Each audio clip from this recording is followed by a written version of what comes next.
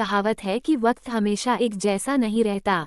तभी एक के बाद एक हिट फिल्में देकर सुर्खियों में छाए अमिताभ बच्चन एक कठिन समय से गुजरे।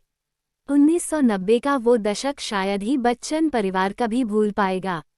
कंपनी दिवालिया हो गई, लेनदार दरवाजे पर खड़े हो गए और 90 करोड़ रुपए के कर्ज ने इतना मजबूर कर दिया कि नौबत अपना घर भी खोने की आ गई। सुपरस्टार अमिताभ बच्चन 90 के दशक में बैंकरप्ट हो गए थे। उनके साथ आखिर ऐसी स्थिति आई क्यों कल तक उनके साथ अच्छे से बात करने वाले लोगों को अचानक तेवर बदल गए? कैसे उन्हें 90 करोड़ का कर्जा हो गया था? उनके ऊपर 55 केस कौन से चल रहे थे? इन सारी बातों जवाब खुद महानायक ने दिया था। 1996 में अमिताभ बच्चन ने अमिताभ बच्चन कॉरपोरेशन लिमिटेड की शुरुआत की थी। लेकिन इस बैनर की पहली फिल्म गुलाबी बुरी तरह पिट गई। इसी दौरान बच्चन की कंपनी ने बेंगलुरु में हुए मिस इंडिया ब्यूटी कॉन्टेस्ट के इवेंट मैनेजमेंट का जिम्मा लिया और करोड़ों रुपए खर्च किए गए, लेकिन इस इवेंट से कोई कमाई नहीं हो पाई। इसके चलते बिग बी के ऊपर कर्ज का बोझ बढ़ गया था और वह लोगों को बकाया नहीं चुका पाए थे। हालात ऐसे हो गए कि अमिताभ ने खुद को दिवालिया घोषित कर दिया, लेकिन कर्ज वसूलने के लिए आने वाले लोग उन पर दबाव बनाते रहे। इस कठिन दौर के बारे में अमिताभ बच्चन ने 2013 में दिए एक इंटरव्यू में खुलकर बताया था।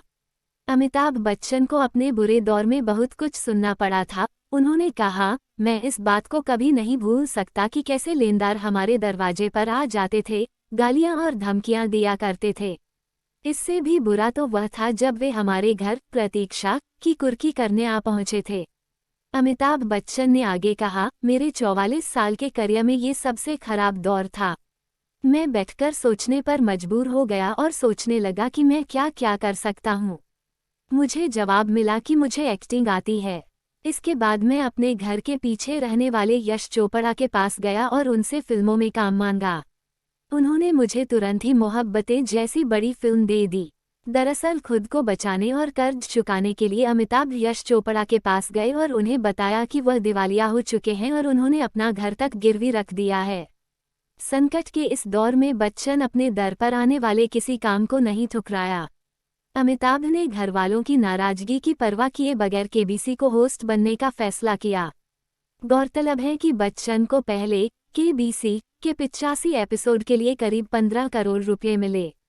यही नहीं, एक नामी इंटरनेशनल बैंक ने बच्चन के साथ 10 करोड़ रुपए का करार किया था।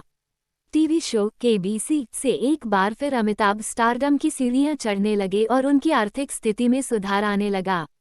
अमिताभ ने एक इंटरव्यू में बताया था कि शो और विज्ञापन की बदौलत वो करीब 90 करोड़ रुपए का कर्ज चुकाने में सक्षम हो सके।